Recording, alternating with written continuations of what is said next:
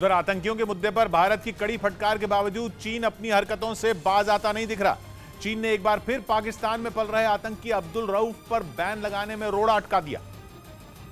जबकि 2 दिन पहले ही भारत ने संयुक्त राष्ट्र सुरक्षा परिषद की एक बैठक में चीन को उसके दोहरे रवैये के लिए खरी खोटी सुनाई थी। साथ ही उसके रुख को यूएनएससी पर दुनिया के भरोसे के लिए बड़ा खतरा बताया था। लेकिन चीन के कानों पर तो जैसे जूं तक नहीं रहेंगी।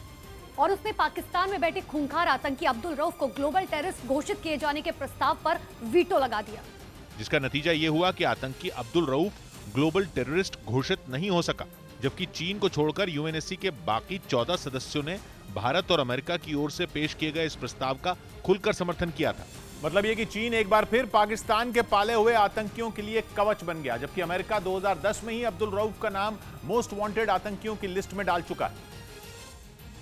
जो आतंकी संगठन जैश ए मोहम्मद के सरगना मसूद अजहर का छोटा भाई है और इस संगठन का डिप्टी चीफ भी है, और वो 1999 में IC-814 विमान को हाईजैक करने की साजिश में शामिल रहा था।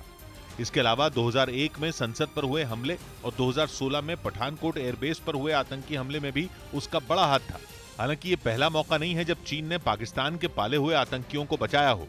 इससे पहले इसी साल जून में चीन ने आतंकी अब्दुल रहमान मक्की पर बैन लगाने के प्रस्ताव पर अड़ंगा लगा दिया था। और जिस तरह चीन पाकिस्तानी आतंकी के लिए एक बार फिर ढाल बना, उससे आतंक के खिलाफ कार्रवाई पर उसका असली चेहरा दुनिया के सामने आ गया।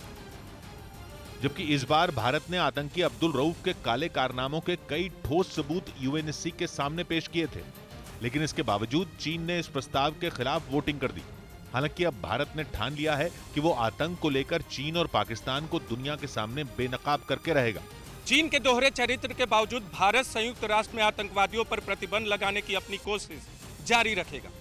असल में यूएनएससी में किसी आतंकी को ग्लोबल टेररिस्ट घोषित करने का मतलब ये होता है कि उस आतंकी की संपत्ति जिस देश में होगी उसे जब्त कर लिया जाएगा।